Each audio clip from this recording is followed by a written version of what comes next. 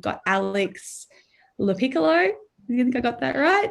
With me today, he's our OT brunch guest for July, and that's on the 7th of July, Australian time. So have him here today just to answer a few questions and chat to us about treatment strategies for sensory modulation, which is the topic of our brunch. So the first thing I thought I'd ask you, Alex, is being outnumbered as a male in the OT industry, can you share a little bit about how you got into OT and how, particularly your journey so far? Sure. So I started off in pediatrics right from the start, and I it's been 12 years now. I loved it from the day I started. Just seeing the treatment progress so quickly with the kids wanting to excel during therapy, and I've always had that one-on-one type of work ethic so I was doing personal training before I did OT, and I really liked helping out others.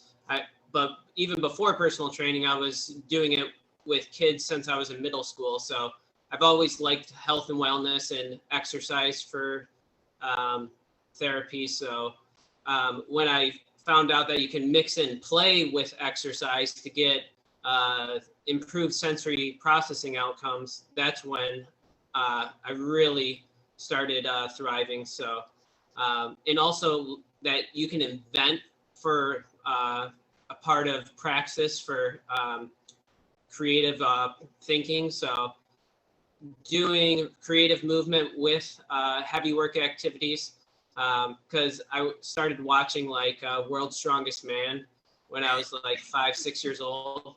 And I always loved how, you can move big and heavy things. And I just really found that working with kids and being a male, it's a little bit, they respond differently to males and females. But on the other hand, I also have, I've worked with male clients that respond better to females. So I really enjoy working with female colleagues. I've had that ever since I've started working, and it's all about team collaboration, and it doesn't matter gender-wise. I think if you're passionate about your work, that's where the team really excels.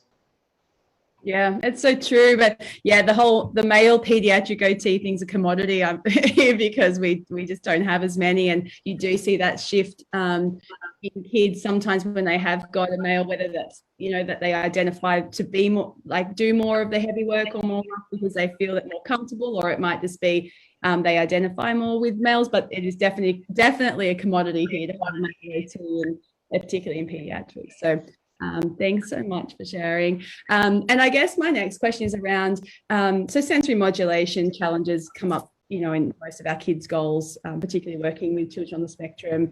But you seem to be particularly passionate, and obviously your, all of your videos and social media, it's all particularly around the vestibular system and sensory modulation. What drives that passion? Why sensory modulation? I think it's the number one thing I've seen over the last 12 years is, increased screen time, lack of movement, and we're going to have a lack of sensory modulation, where we have a lot of these kids that are hyperactive because they're not getting the input that they need, or they're very lethargic because they're on sensory overload. Also, anxiety and depression is very rampant. So, just the way the futures is that, increased technology.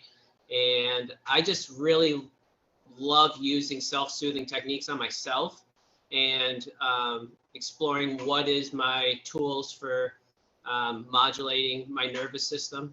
And when I can do it with kids and have them see the impact on themselves, and also the parents telling me, how much more regulated the children are after a treatment session, or even days after a treatment session, because it does stick and you can make permanent changes to the central nervous system.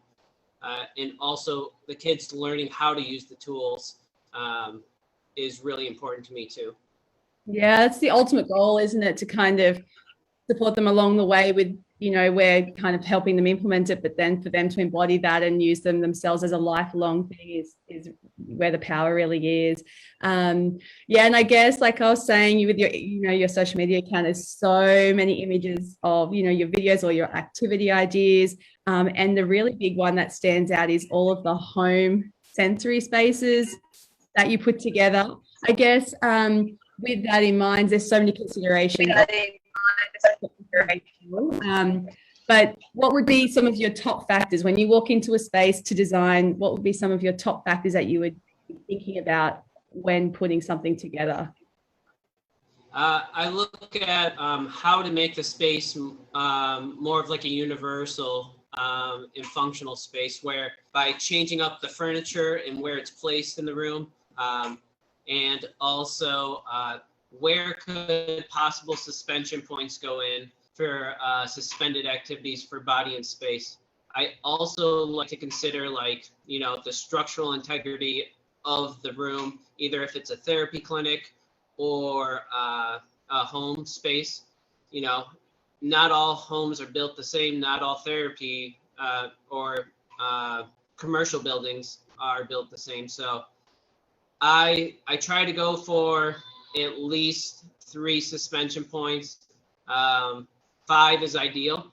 And I also like to use anchor points on the walls. So it's almost like you have another person in the room holding onto something. So if I can anchor bungee or lycra or static rope off there, that's always a bonus. Yeah. What's the ultimate room, or what's one you've seen or you've designed? What does it look like? The ultimate sensory space, obviously individualized, but what's great? I really liked the place I work at right now. It's a L-shaped room, so then you can section off the area with lycra walls. Also, there's lycra tunnels where you can crawl through from one to the next. Tons of anchor points on the walls and in the suspension points on the ceiling. Also, just like a permanent lycra maze that has, lycra sheets hanging from the ceiling. But also being able to use bungee from the ceiling, that's always a added bonus for increased vestibular input. Also, I like to use various trapeze, platform swings, balance items. And one of the things that I'm really stingent on is having safety mats underneath all of my equipment and around the perimeter. I see a lot of therapy clinics that have just one safety mat that's, somewhere around 2 meters by 1 meter under a platform swing. Well, the thing is, if you're swinging in full motion and a child flies off, they're gonna most likely fall off that mat and hit the floor. So yeah, it's a 2 meter. And usually that's the most expensive part of the room, but that's one of the most important, because you can do sensory therapy with just having mats on the floor by doing vestibular, proprioceptive, and tactile input. Groundwork is really important. I'm very passionate about wrestling, Brazilian Jiu-Jitsu, just martial arts in general. So having something that's safe under them is important. Oh, I'm looking forward to diving a bit deeper about that with our brunch around the not necessarily suspension versus non-suspension, but definitely the whole body and how we use ourselves as that therapeutic vehicle, so to speak. So I'd really love to explore that when we have our brunch together. But the safety piece, I guess, is there mats in particular that standards or mats that you think are like a brand or a type of mat that you really think is the most suitable? One of my favorites that I'm going to be getting soon is, and I've used it before, is zebra mats. they're like a martial arts company that uses 2-inch. You can get different thicknesses, but 2-inch mats and very high quality recycled foam type of mats. So I would say those are my favorite. And also having crash pads is also, I think, a necessity. Crash pads or beanbag chairs that you can crash into. Oh, I'm so excited to talk more about it. I think that's the big piece that I really love about the things that you're doing is just how individualized a lot of your stuff is, but all your ideas, you're so creative. So that's the stuff I'm really excited to dive a bit deeper about when we have brunch. But as a final question, I did want to ask, piece of equipment, if you had to choose one, can you not do without because you have got so much, but if you could just pick one, what could you not do without? Hold on one second.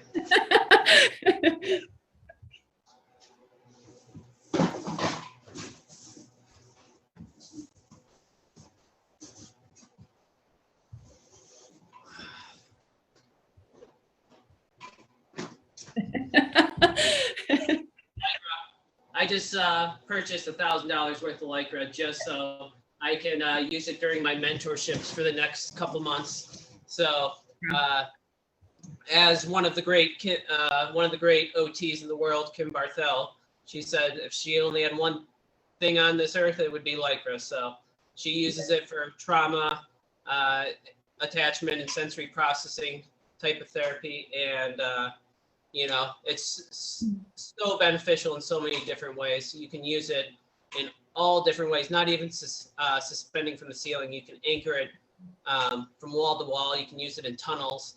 And that tactile sensation with the vestibular and probe and the decreased visual stimulation is where you get a really great outcomes with sensory processing. Yeah, that even that feeling of whether it's suspended or not, that in utero kind of feeling that for some of our kids needing that really primitive place and safe space to go to. But you did have those little O-rings, and is that what you were talking about? You used to tie the Lycra, is that what you said before? Yeah, we'll have to talk more about some of your tricks in our brunch. But yeah. Sure. Yeah. Sometimes I'll use metal O-rings. Sometimes I use daisy chains. Sometimes I use rope. Sometimes I tie it onto them, and sometimes I also cinch around underneath them. So it really depends on what I have at the moment, because, if I only have some supplies on me, I'm going to MacGyver it. That is actually probably, other than King of Swings, that's your new nickname, is MacGyver. It's so fitting. Yeah, awesome. That's so good. So yeah, I think we'll dive deeper on to some of these non-suspension ways too. I think that a lot of our therapists are in schools, in homes, in very small spaces. And I know Kim, like you mentioned, talks about that she's been in war-torn communities in all these different places, and she's had to be really mindful. So I think if we're thinking about the principles of what we're actually wanting for the nervous system rather than all the equipment, sometimes we can get creative. And that's what stands out to me with you, is your creativity. I'm always like, oh, it looks so simple, but it's, to come up with sometimes. So thank you so much for coming on today and having a chat. Looking forward to, I guess we'll probably have all these sensory gyms all set up in homes by the end of our brunch, because so many ideas. But yeah, so perfect. Thank you so much, Alex. Thank you, Lee. I really appreciate it, and I'm looking forward to the talk.